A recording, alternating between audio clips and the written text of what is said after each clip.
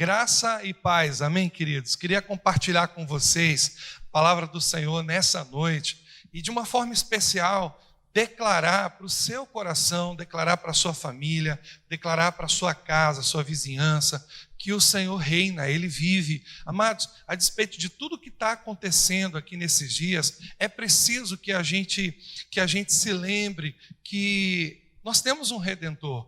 A Bíblia tem várias histórias de vários personagens que passaram por crises, passaram por dificuldades, por lutas e desafios muito grandes. Mas a despeito de todos esses desafios, a despeito dessas lutas, dessas crises, dessas dificuldades, essas pessoas se voltaram para o Senhor. Sabe qual é a decisão mais importante que nós precisamos tomar nesses dias? A decisão mais significativa, mais sensata que a gente pode ter nesses dias? É se voltar para o Senhor. Isso é muito importante. A palavra do Senhor diz, lá em Gênesis, no capítulo 6, é o texto que eu gostaria de compartilhar com você, com sua família. Talvez você esteja assistindo esse vídeo agora na sala, ou talvez você esteja assistindo sozinho, você e Deus aí na frente do computador. Eu não sei aonde você está agora, no celular talvez, mas de uma coisa eu sei, o Senhor está contigo e Ele vai ministrar ao seu coração a palavra, vai ministrar a vida de Deus, vai trazer para o seu coração todo o conhecimento, toda a graça, todo o poder, tudo aquilo que é necessário para que você possa ter uma semana abençoada, uma semana próspera e sem o temor do mal. A Bíblia diz que o amor lança fora todo medo, e esse tempo é importante para que você possa realmente firmar a sua fé. Então abra a sua Bíblia comigo, lá em Gênesis 6, e nós vamos meditar nesse tempo, no dia de hoje, na noite de hoje. Quando os homens começaram a multiplicar-se na terra e lhes nasceram filhas, os filhos de Deus viram que as filhas dos homens eram bonitas e escolheram para si aquelas que lhes agradaram. Então disse o Senhor: por causa da perversidade do homem, meu espírito não contenderá com ele para sempre. Ele só viverá 120 anos. Naqueles dias haviam nefilins na terra, e também posteriormente, quando os filhos de Deus possuíram as filhas dos homens, e elas lhes deram filhos. Eles foram os heróis do passado, homens famosos. O Senhor viu que a perversidade do homem tinha aumentado na terra e toda a inclinação dos pensamentos do seu coração era sempre e totalmente para o mal. Então o Senhor arrependeu-se de ter feito o homem sobre a terra e isso cortou-lhe o coração. Disse o Senhor: farei desaparecer da face da terra o homem que criei, os homens e também os animais, grandes e pequenos, e as aves do céu. Arrependo-me de havê-los feito. A Noé, porém, o Senhor mostrou benevolência. Essa é uma história muito interessante, porque a história de Noé sempre mexe com a gente, porque fala de um tempo muito especial da vida na terra, e tudo indica que os antediluvianos eram seres maiores, eram seres mais fortes, mais robustos. E a Bíblia usa o termo nefilins, que significa no nosso português gigantes. Então, tudo indica que a vida na terra antes do dilúvio era uma vida muito diferente da vida hoje. Porque se nós olharmos para o texto bíblico, nós vamos encontrar algumas informações importantes. E a primeira delas tem a ver com o procedimento, tem a ver com a conduta do homem na terra. E que procedimento é esse? De que conduta nós estamos falando? Então, no verso 3, diz assim, do capítulo 6 de Gênesis: então disse o Senhor: por causa da perversidade do homem, meu espírito não contenderá com ele para sempre. Ele só viverá 120 anos. Olha que coisa interessante, porque se nós pensarmos que os homens antes do dilúvio, ou antediluvianos, o termo que você mais prefira. Então, se nós pensarmos que esses homens, o ser humano antes do dilúvio, ele era diferente do ser humano hoje, ele tinha uma estatura maior, ele tinha um corpo maior, talvez por isso ele conseguia, viver 300, 400, 500, 600 anos. A Bíblia fala que o ser humano, no tempo antes do dilúvio, ele era diferente, ele tinha uma estrutura diferente, ele era maior, ele era mais forte, ele era mais robusto, o seu corpo era um corpo diferente. Então, talvez por conta da estatura do homem antediluviano, antes do dilúvio, das pessoas que viviam antes do dilúvio, talvez por conta da sua estatura, por conta da sua robustez, essas pessoas elas se envaideceram. Tudo indica que o ser humano antes do dilúvio, ele tinha uma estatura maior, ele era considerado como gigante na terra. A gente não tem bem certeza dessa estatura, talvez 3 metros, 3,5 metros, é o que mais ou menos a Bíblia indica a respeito dos gigantes, até por conta do próprio Golias, que nós vamos ver depois, o filisteu Golias, que nós vamos ver depois lá em Davi, lutando contra Davi. Era um homem de grande estatura, um homem que intimidava, imponente, um guerreiro imponente. Então, você vai ver que essas figuras, esses homens eram, na verdade, resquícios, justamente do homem pré-diluviano, do homem antediluviano, antes do dilúvio. Então a Bíblia fala que nos tempos de Noé, antes do dilúvio, o homem ele era diferente, ele tinha uma estatura diferente. Por causa disso, talvez ele se corrompeu. Talvez seja o mesmo espírito que esteja operando aqui, que operou no coração de Lúcifer. Ele era bonito, ele era formoso, ele era o anjo querubim ungido, o único da sua espécie, e a Bíblia diz que achou-se orgulho. Ele, por causa da sua formosura, por causa da sua capacidade, por causa do seu poder, ele se corrompeu, e a gente vê aqui que por causa da perversidade do homem, o Senhor diz: o meu espírito não contenderá com ele para sempre, e ele só viverá 120 anos. A Bíblia diz que quando Deus olha para a terra e ele vê aqueles homens, ele vê a perversidade no coração do homem, ele vê a vaidade no coração do homem, Deus se entristece. A melhor tradução aqui é: entristeceu-se o coração de Deus por haver feito o homem, por ter feito o homem. Então a Bíblia diz que por conta dessa perversidade, por conta dessa conduta do homem, o coração do Senhor se entristeceu. Essa é a melhor tradução. O coração do Senhor se entristeceu por ter feito o homem na terra.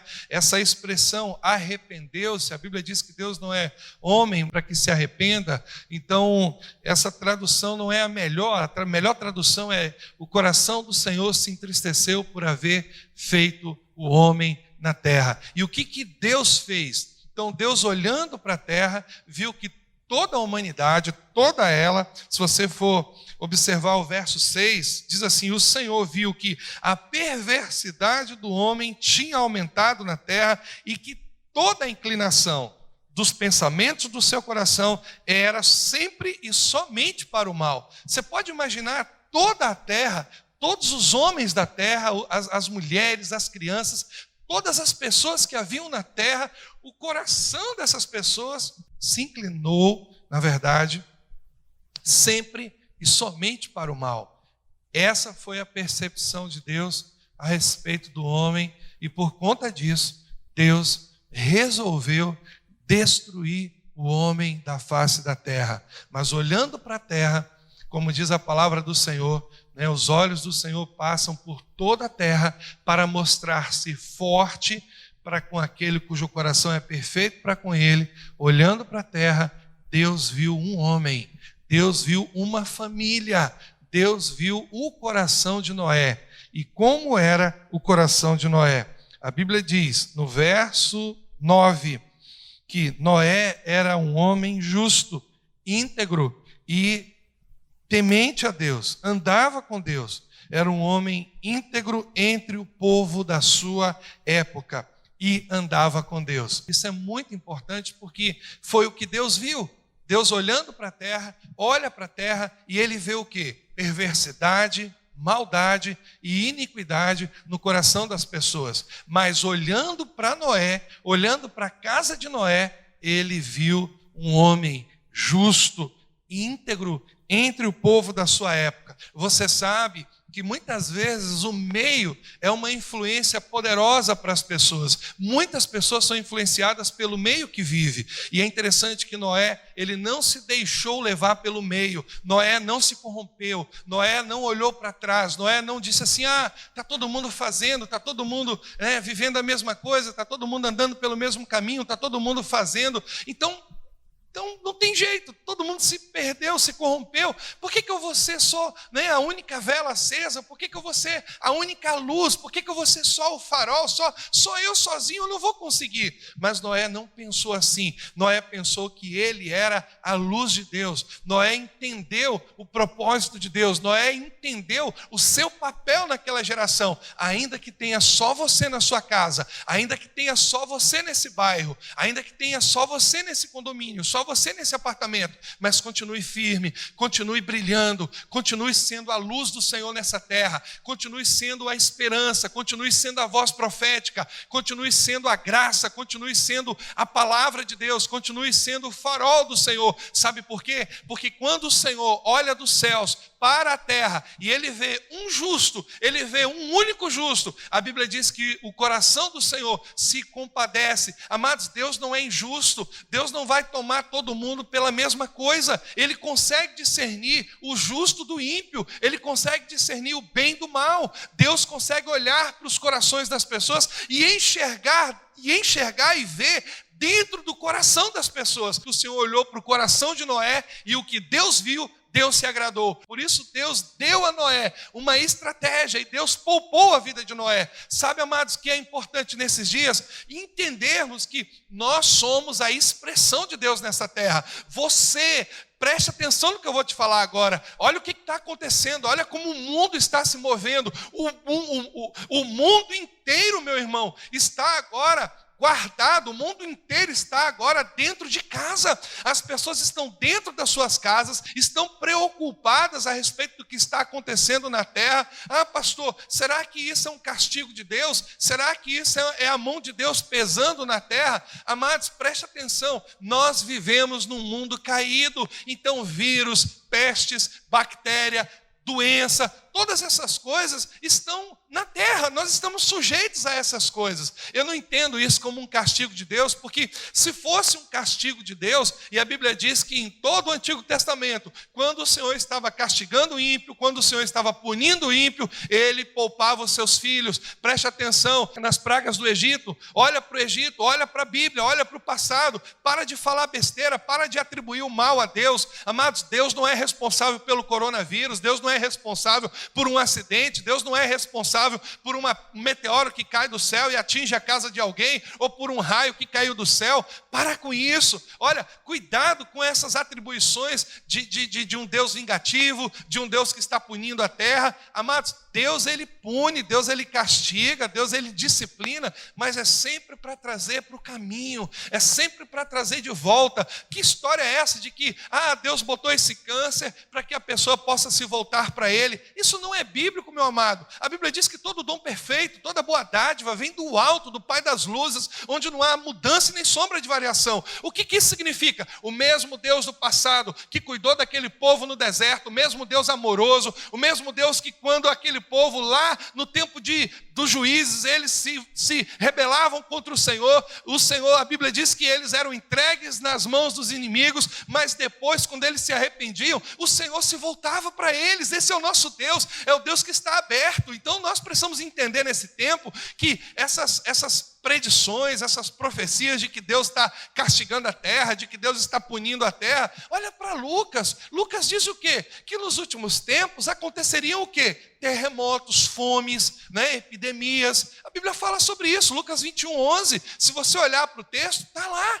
Então, na verdade, Deus não precisa punir a terra não, meu amado. A terra já está sendo punida desde o dia da queda, desde quando Adão pecou, a terra se tornou um lugar maldito. Você precisa ter essa consciência. A terra não é mais o nosso habitat natural. Deus não planejou o homem para ficar na terra, numa terra amaldiçoada, numa terra que desse abrolhos, espinhos, numa terra que, para que pudesse trabalhar, cultivá-la, tivesse que ser trabalhoso, tivesse que ser difícil. Deus não planejou isso para a gente. Isso foi resultado do pecado.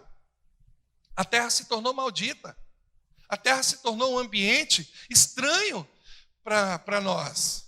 A terra se tornou um habitat difícil para nós. Então, quando nós olhamos para o passado e vemos o povo de Deus pecando, eles eram entregues aos seus inimigos, eles estavam longe de Deus, era como se eles se afastassem da proteção de Deus. E o pecado faz isso. E é interessante que quando eles se voltavam para o Senhor então os abençoava, os perdoava, o Senhor os guardava, o Senhor os livrava do mal, o Senhor levantava líderes, homens poderosos naquela terra para liderá-los e conduzi-los em segurança naquele tempo. E olha que coisa interessante. Agora, nesse período do dilúvio, nesse período onde Deus determina no seu coração destruir o homem, porque o homem, toda a humanidade, toda a terra, ela se tornou ímpia, perversa, toda a humanidade, toda a terra. Esse é o tempo que nós estamos vivendo hoje? Não, amados. Quantas igrejas, quantas pessoas estão agora nas suas casas clamando, buscando ao Senhor? Quantos corações agora nesse momento estão se dobrando, estão se voltando para Deus, estão se arrependendo?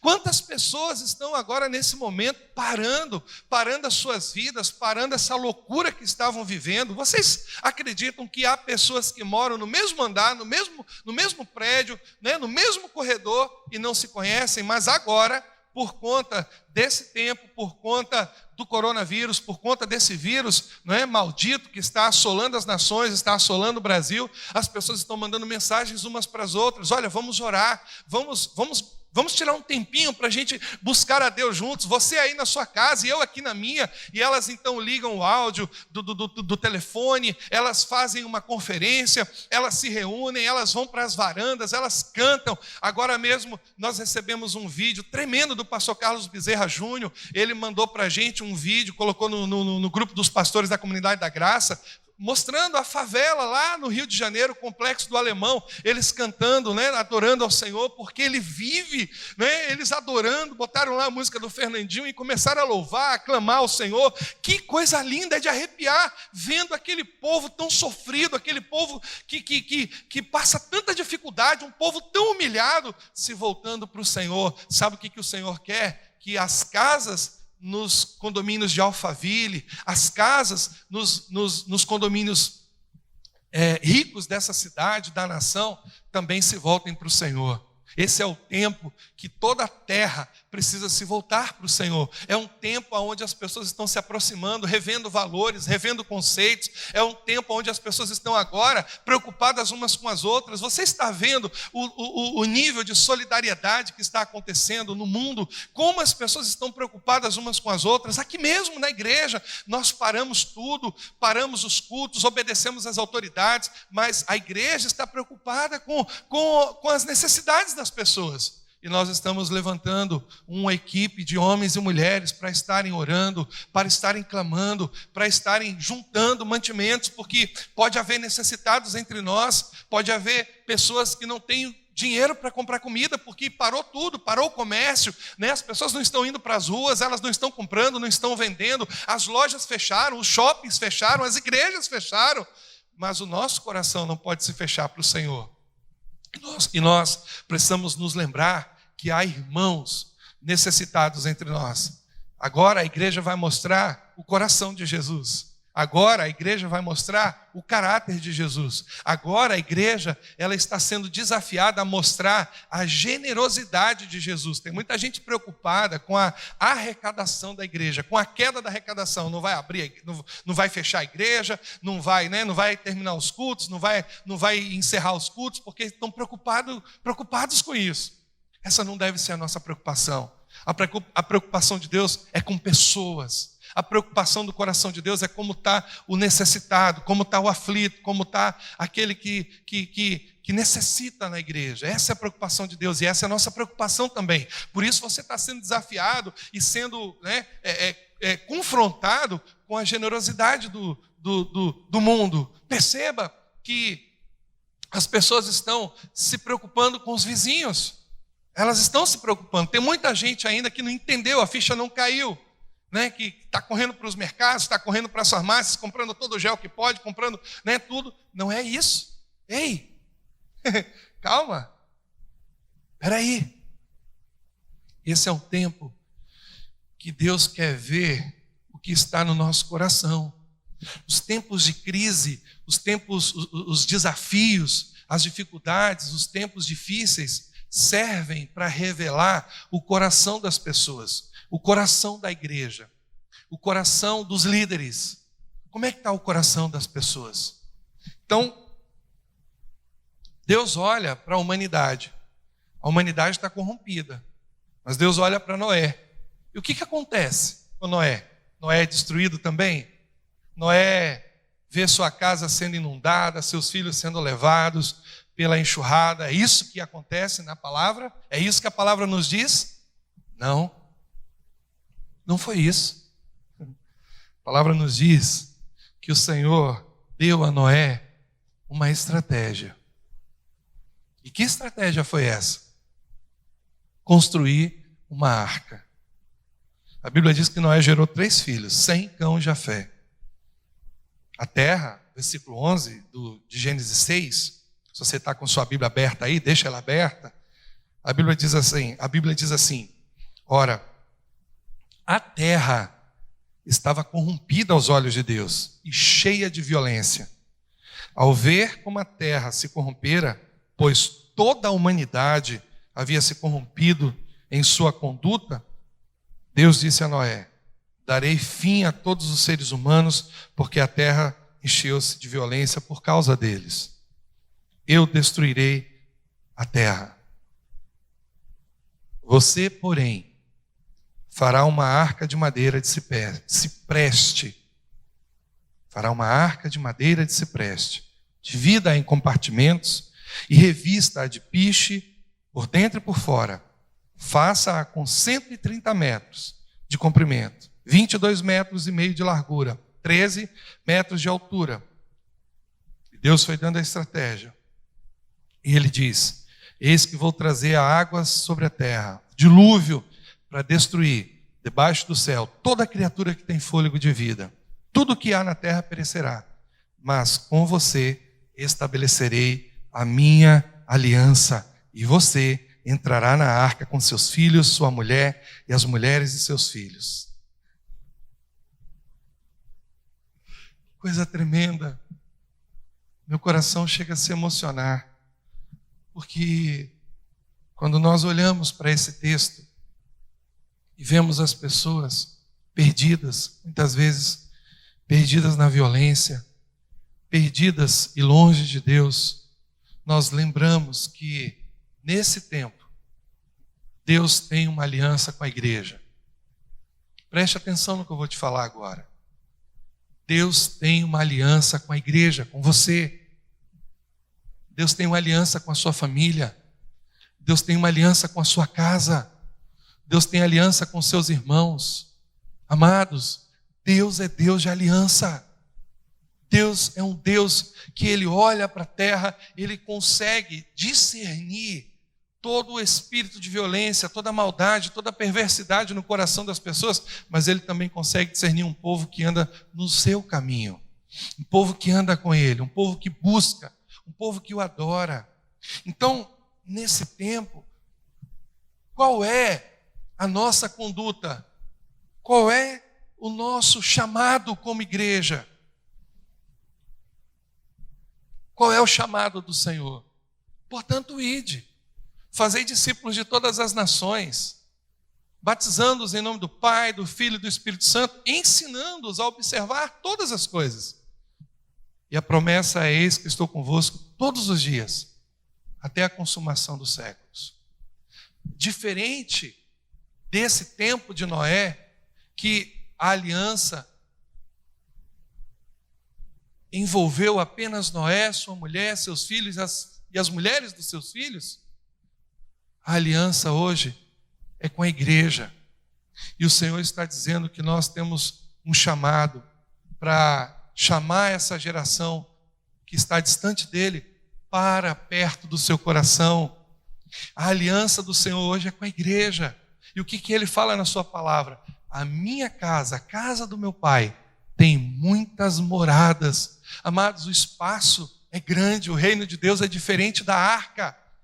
Nós estamos numa aliança melhor, numa aliança mais completa. Preste atenção o que a palavra diz, o que o Senhor Jesus disse. Ele disse, na casa de meu pai tem muitas moradas. Se não fosse assim, eu vos teria dito, irei para meu pai e vos prepararei lugar. Mas o Senhor está dizendo que na casa do Pai dele tem muitas moradas. E esse é o nosso chamado agora, de olhar para o mundo, de olhar para os nossos vizinhos, de olhar para as nossas famílias, para os nossos parentes, para os nossos amigos, e dizer para eles que a aliança é para eles também, que o Senhor está aberto para eles também, que a casa do Pai é para eles também, tem muitos cômodos, é grande, que eles podem vir, que o Senhor está esperando. Então nós temos agora um grande desafio. Você, meu irmão, tem um grande chamado de falar para essas pessoas que estão com medo, estão preocupadas com o coronavírus, estão preocupadas com a peste, estão preocupadas com a mortandade, dizer para elas que agora é tempo de voltar para a casa do Pai, que agora é tempo de olhar para a igreja é um lugar de refúgio, não a igreja quatro paredes, mas eu falo dessa comunhão dos santos, eu falo dessa experiência de ter Jesus como Senhor, de ter Jesus como nosso irmão mais velho, que está nos abençoando, nos guardando, nos protegendo e nos livrando do mal. A igreja, essa comunidade dos santos, a igreja é esse povo que foi chamado para fora do mundo, mas que não saiu do mundo, porque a missão dela, da igreja, desses irmãos, é no mundo, é buscar o mundo, é buscar e salvar as ovelhas perdidas da casa de Israel. Então nós temos um grande desafio de olharmos agora para o mundo e dizer para elas, olha, o Senhor está chamando, a igreja somos nós queremos ter comunhão com vocês, se arrependam, voltem-se para o Senhor, o mundo está aberto, as pessoas estão abertas, elas estão desejando o Senhor, é tempo agora, amados, de nós abrirmos as portas da arca e dizer, venham, porque o Senhor está chamando, venham, porque o Senhor está aqui, venham, porque o Senhor quer abençoar vocês, venham, porque o Senhor quer perdoar os pecados de vocês, venham porque o Senhor quer guardar as famílias de vocês, venham porque o Senhor é bom, venham porque Ele livra, venham porque Ele é refúgio, venham porque Ele é poderoso, venham porque Ele é o guarda de Israel, venham porque Ele é o Senhor dos senhores, venham porque debaixo das suas asas há proteção, há provisão, há amor, há cuidado, há vida e vida abundante. Em nome de Jesus, abra seu coração, olha para as pessoas que estão no mundo, a porta da arca está aberta e o Senhor quer que nós convidemos as pessoas para que elas possam entrar e viver em segurança. A igreja é essa arca, a comunhão dos santos é essa arca, a vida de Deus que flui na igreja. Agora mesmo na sua casa, talvez você esteja vendo um vizinho desesperado, preocupado. Fala para ele da arca, fala para ele do Senhor, fala para ele do reino, fala para ele da comunhão, da vida que o Senhor tem na igreja. A Bíblia diz que Noé tinha 600 anos de idade quando as águas do dilúvio vieram sobre a terra. Talvez você esteja se perguntando assim, mas pastor, o que Deus vai fazer com um velho como eu? Como Deus pode usar um velho como eu? Oh, querido, Deus não vê você como um velho, Ele é um ancião de dias. Deus vê você como uma árvore frutífera, Deus vê você como instrumento dele. Noé tinha 600 anos de idade quando as águas do dilúvio vieram sobre a terra. Noé, seus filhos, sua mulher e as mulheres de seus filhos entraram na arca por causa das águas do dilúvio. É necessário que você entenda, meu irmão, não importa a idade que você tenha, talvez você já seja um idoso, É necessário que você olhe para as pessoas do mundo e saiba que o Senhor quer usar a sua vida para trazer proteção, para trazer provisão e cuidado para com aquelas pessoas. Tem muita gente que está aberta, que está querendo entrar na arca, que está com o coração desejoso. E talvez você esteja pensando, mas eu sou velho, como é que as pessoas vão me dar ouvidos? Elas vão crer, porque elas vão ver a vida de Deus na sua vida. Elas vão crer em você, elas vão crer na sua palavra, elas vão crer no seu testemunho, elas vão crer no seu amor, elas vão crer como você, elas vão ver através de você um Jesus maravilhoso, lindo, que está convidando todos: vinde benditos de meu Pai. Aqueles que estão cansados e sobrecarregados, vinde a mim, que eu vos aliviarei. Elas estão cansadas, as pessoas estão cansadas. Então chegou o tempo de você pensar: eu sou velho, mas se o Senhor usou a vida de Noé com 600 anos, eu que tenho 70, 50, 60, sei lá, 80, Ele pode usar a minha vida também, Ele vai usar. Então não permita que a idade intimide a ação, impeça a ação de Deus através de você. A Bíblia diz que no dia que Noé completou 600 anos, 1 mês e 17 dias depois, nesse mesmo dia, as fontes das águas, das grandes profundezas de águas, jorraram e as comportas do céu se abriram. Ainda há tempo. Ainda há tempo. Nós temos tempo ainda. As coisas estão se tornando mais difíceis. Veja como as coisas estão, né? O mundo está se movendo agora. Veja como as coisas estão ficando difíceis. Mas ainda há tempo. Nós ainda temos tempo para dizer para os nossos amigos, dizer para os nossos irmãos, para os nossos vizinhos, que a arca é um local de segurança, está aberto. Diferente de Noé, sua família, o Senhor hoje usa a nossa vida, a sua vida, a igreja, para trazer outras pessoas. Trazer as pessoas que estão abertas, desejosas do Senhor. Queria encerrar essa palavra nessa noite, dizendo algo para você. Algo que está lá em Gênesis 8:15. E Deus diz assim, e a palavra de Deus diz assim: então Deus disse a Noé: saia da arca, você e sua mulher, seus filhos e as mulheres deles. Faça que saiam também todos os animais que estão com você, e as aves e os grandes animais e os pequenos que se movem rente ao chão. Faça-os sair, para que se espalhem pela terra, sejam férteis e se multipliquem. Esse tempo vai passar, esse isolamento vai passar. Noé também ficou isolado. Ficou 1 ano, mais de 1 ano na arca. Mas o tempo do isolamento chegou. Deus mandou Noé sair da arca, e povoar e multiplicar. Interessante que Deus, ele recomeça. A vida de Noé é um recomeço da vida na terra. E ao sair da arca, a Bíblia diz que Noé fez um altar dedicado ao Senhor. Tomando alguns animais puros, ofereceu-os em holocausto ao Senhor. E a Bíblia diz que o Senhor sentiu o aroma agradável e disse a si mesmo: nunca mais amaldiçoarei a terra por causa do homem, pois o seu coração é inteiramente inclinado para o mal desde a sua infância. E nunca mais destruirei todos os seres vivos, como fiz desta vez. Enquanto durar a terra, plantio e colheita, frio e calor, verão e inverno, noite e dia, jamais cessarão.